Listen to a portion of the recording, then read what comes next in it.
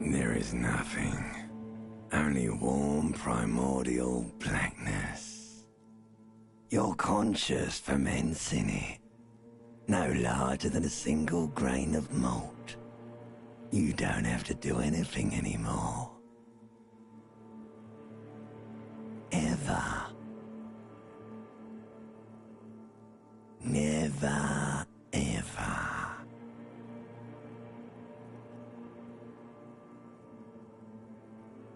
An inordinate amount of time passes. It is utterly void of struggle. No ex-wives are contained within it.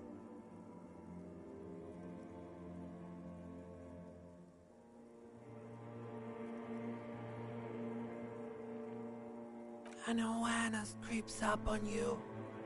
A mass lies hidden in your dead angle, soaking in some lurid acidic source. It's bloated and shameful, a ball of meat surrounding you. This is a terrible line of questioning, and it will only lead to more awareness of the meat thing. Ex-love, ex-tenderness. It is foolish of you to resurface to the loss. Not after all the damage you suffered to get here. Some of it irreversible. Stay. Sail with me through the abyss of pelagic zone.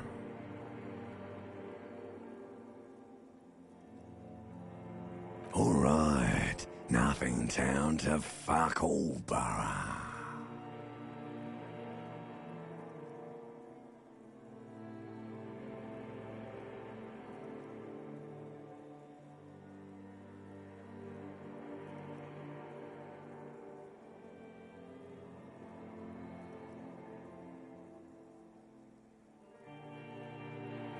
Do you want me to upgrade that to a one-way trip, sir?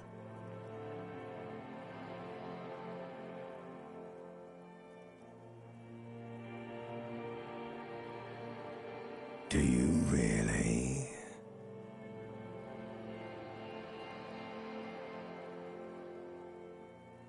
You wouldn't like it if I told you what was back there. Why'd you think you had to bludgeon yourself into oblivion? Or did you not sense yourself marinating?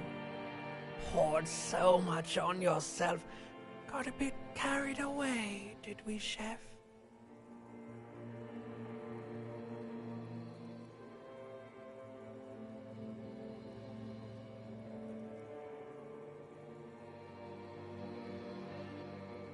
There's this giant ball there.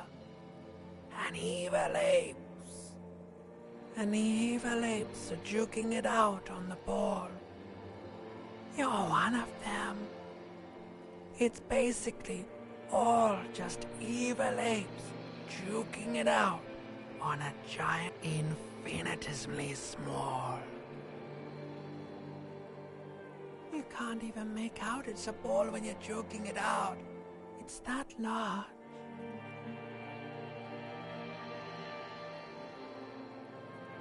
Vying for resources is just a stupid expression you picked up somewhere.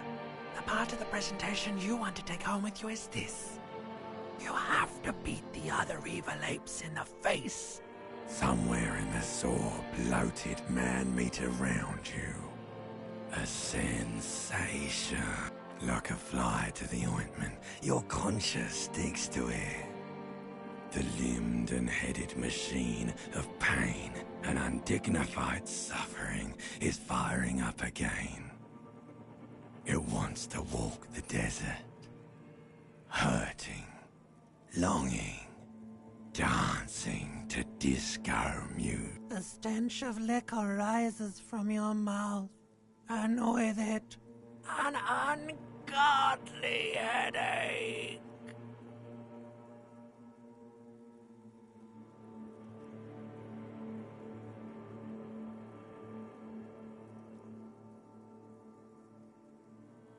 A fiery streak penetrates your skull, trying to force your eyes open. It's a sound, Clarion Call. Somehow, you know what it is. A caprice to name a motor carriage.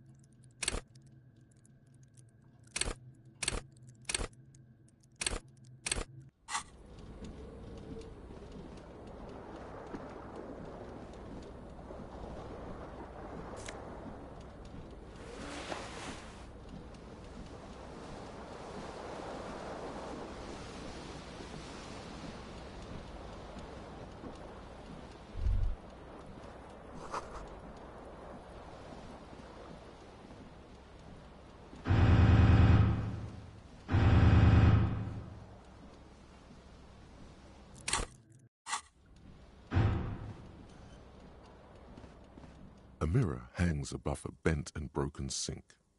In a fierce discharge of masculine energy, someone has ripped half the faucet off. Hot water sprays from the base and steam covers the mirror. You cannot see yourself, just the outline of a man. Suddenly, you realize you have no memory of the face that awaits you there, underneath the soft vapor.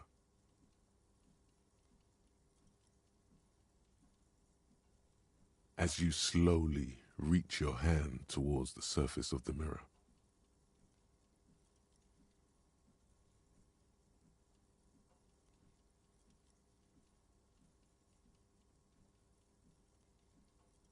yeah, there is definitely something wrong with it. Where to even begin? There is the bloatedness, then the swollenness. It's like there's an upholstery of alcohol underneath your skin. Behold. You have no idea who this thing is, do you?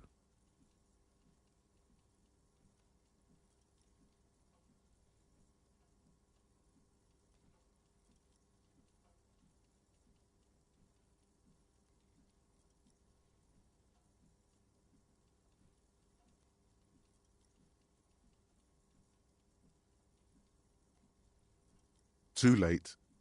You clearly have rigor mortis on your face. Or wait, is that an expression? Are you trying to make an expression with that face? Why?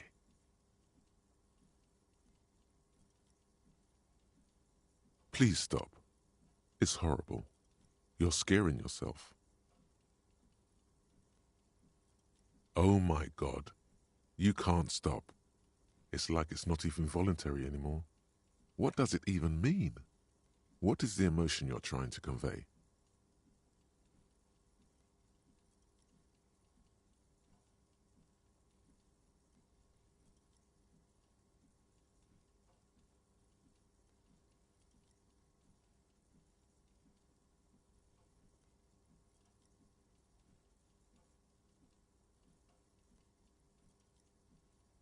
There might have been, 10 years ago.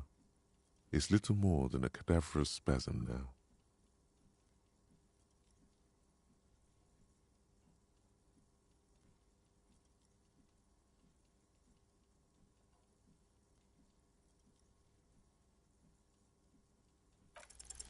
It belongs in the new, the third decade of the current century. Enough time had passed from the failure of the revolution that, for a fleeting moment, free market economy seemed like the ultimate, uncontested way of life for our species.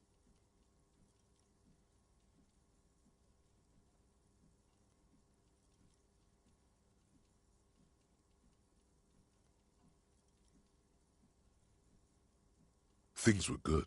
It was smooth sailing. People made gold and champagne-tinted interiors and facades to suit the times, calling this Forevishal, your city. That meant only one. If it doesn't rhyme, you're not pronouncing it right. Out of the dazzling swirl of disco music, in an open-air boîte de nuit, somewhere in Revachol West, Guillaume's blonde mane appeared on the screen. He sang some bullshit. Then he made the expression. It doesn't have to be. You can swoon over Guillaume and his champagne-corked smile whenever you want to. Maybe some of the stars.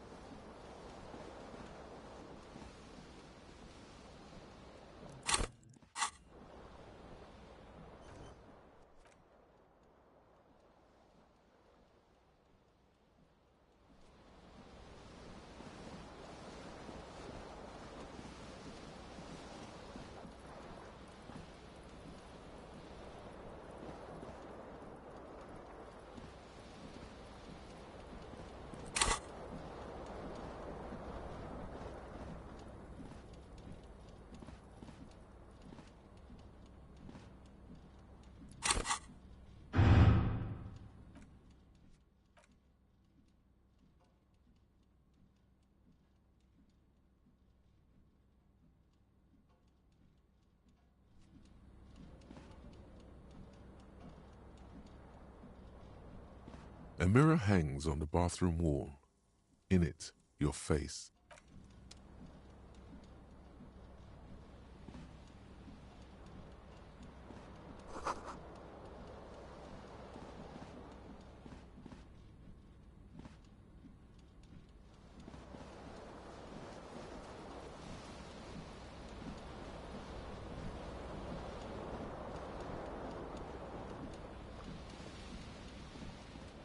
The window stands broken in its frame. Cold wind blows in. The shards face outward. Whatever broke this window came from the inside. A fine web of scarring covers the back of your right hand, but more likely a projectile than a held object. There are no fragments on the floor from pulling a tool back in after impact.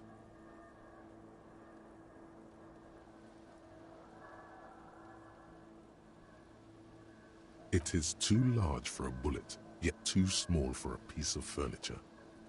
You're looking like the green shoe that's on the hat rack in the corner. Congratulations, you smashed the window with your own shoe. You mean someone else took your shoe off and smashed it? This person also forced the drinks on you. A cool wind gushes in. Your toes curl up from the cold.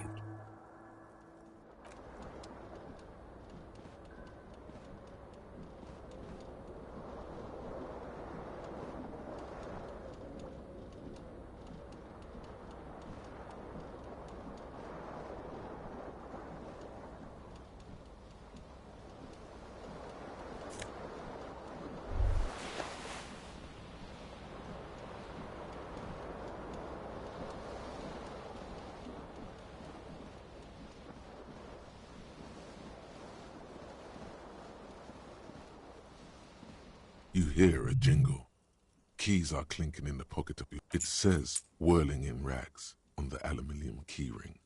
There is a single key on the ring. The number 1 is... The whirling in rags is a hostel cafeteria on the urban coast, frequented by dock workers.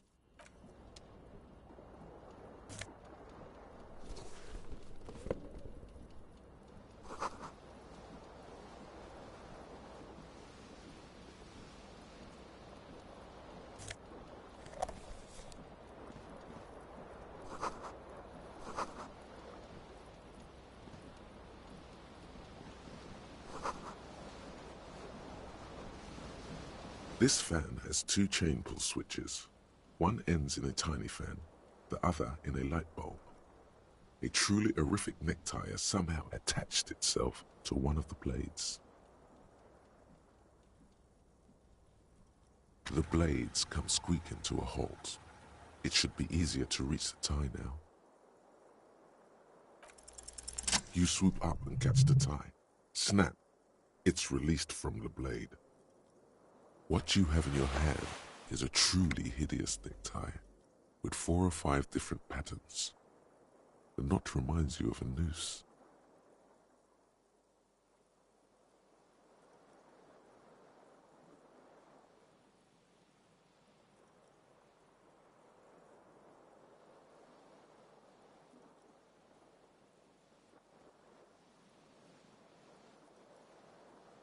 The switch must be broken because a terrible mistake.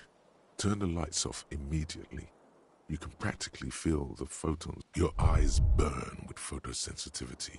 It's not good. The lights are off again. The fan stands still. The switch must be broken. The switch must be broken.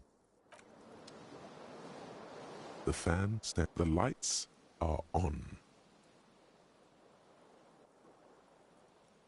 The lights.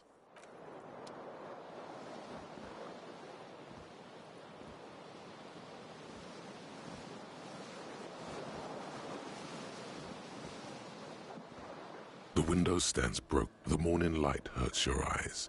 The morning light.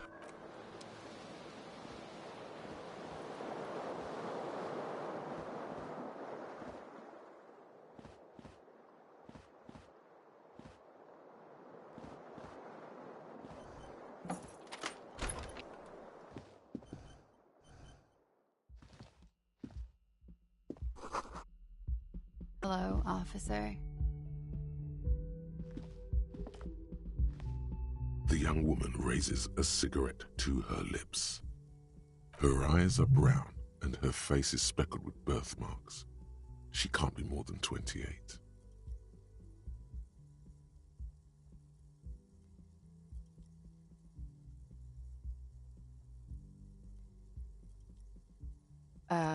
No.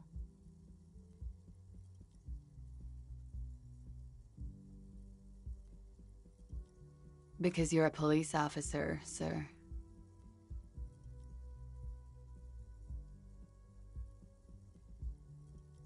I am, yes. Unless you've been feeding us a set of very well-rehearsed lies all this time. You've been here for 3 days. On official... Couldn't say. In truth, so far, mostly drinking. You have no doubt about the drinking. But do you strike yourself as a tight-lipped drunk? She must have heard something.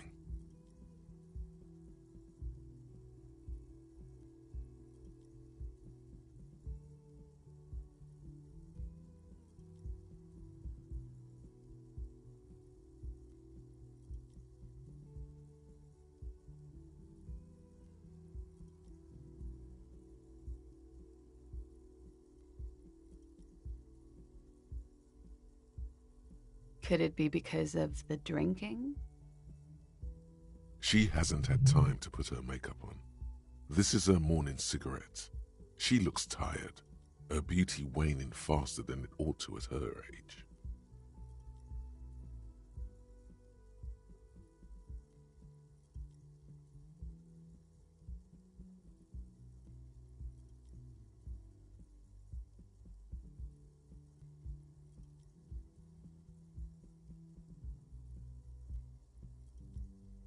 She nods. There's a mercenary out back. He's been hanged. The body has been there for a week now. The locals probably got tired of it, and I didn't mean to overwhelm you with information. You seem a bit lost, officer.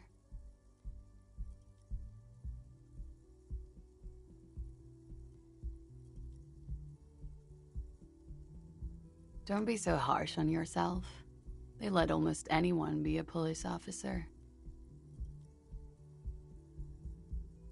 Of course. Be careful, officer. They don't like the police around here.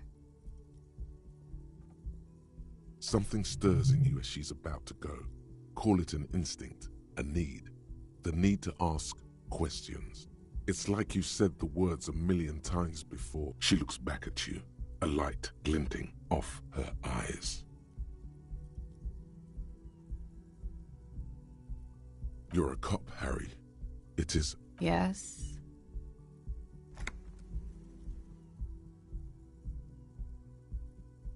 There was the usual ruckus. Loud disco music. I couldn't say. It's impossible to hear people speaking from over here. Oh, yes. Various artists. Oh, that. Yeah. Whoa. The less said about... Oh, were huge where I come from. I was very young then, of course. Like 7. Life gets, I don't know, a slow... Yes, there was a church in there. A really small church. That it doesn't matter anymore and that we're alone. Then you started screaming and trashed... No. A window was smashed. There was. I went out afterwards. It's 51. The current century? Centuries don't have numbers. They have names. And civilization has existed for 8,000 years, sir.